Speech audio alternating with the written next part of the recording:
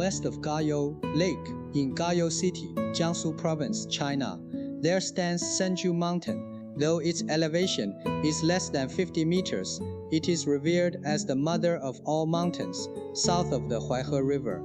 According to legend, Emperor Yao was born here, which truly embodies the saying that a mountain doesn't need to be high, it gains fame if there are immortals dwelling there. Don't be fooled by its current state of ruins, for it is actually the only well-preserved, large-scale Huangchang Tikou, a special burial structure of the Western Han Dynasty, where cypress logs are arranged to form the outer coffin. In China, the mausoleum of Liu Xu, Prince of Guangling, descendants of Liu Xu, in order to guard his mausoleum, built Wukong Temple on the top of the mountain. By the Northern Song Dynasty, Wukong Temple reached its peak in scale, with as many as 99.5 halls. Later, it was burned down multiple times, and by the Qing Dynasty, only over 30 halls remained. During the War of Resistance against Japanese aggression, part of it was destroyed by artillery fire. More ironically, after the founding of the People's Republic of China, it was set on fire by the Red Guards, young people who participated in the Cultural Revolution, and the fire burned for 3 days and 3 nights, reducing the ancient Wukong Temple to almost nothing. Of the original 3 ancient ginkgo trees, only one remains standing by the cliff, silently witnessing all these events. I have already told the story of Shenju Mountain in previous episodes.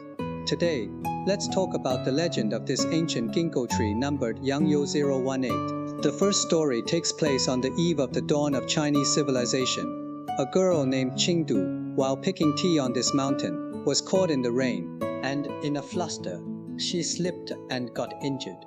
It so happened that Emperor Ku, a legendary ruler in ancient China, he rescued the girl and took good care of her in a cave. Continuous rainy days trapped the two of them, so Emperor Ku plucked ginkgo nuts from that ancient ginkgo tree, boiled them into soup to treat the girl's injuries. During their days in the cave, a tender feeling quietly grew between them, and finally, under the ginkgo tree that had sheltered them from wind and rain, they became husband and wife. Later, the girl was pregnant for 14 months and gave birth to a baby boy, who was none other than Emperor Yao. This is the legend that Emperor Yao was born on Shenju Mountain. Of course, this is a fictional story passed down among the people, for although this tree is already over 320 years old, the story is said to have happened before the dawn of Chinese civilization. Another legend goes that between the two peaks of the original Shenju Mountain, there was a white dragon pond, which was said to be the residence of the little white dragon before he ascended to immortality. And a huge ginkgo tree on the mountaintop was revered by the local people as the home of the little white dragon's mother, the jellyfish goddess. Every year on the 13th day of the 5th lunar month, the little white dragon's birthday, no matter where he was, he would definitely return to Shenju Mountain to visit his mother.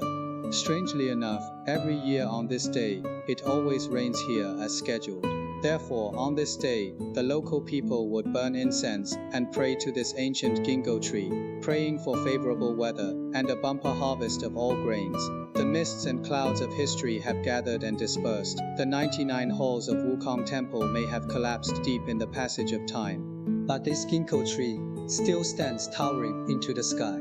It has witnessed the tender affection between Emperor Ku and Qingdu, heard the clear cry of the infant Emperor Yao, and been bathed in the devout incense of countless villagers.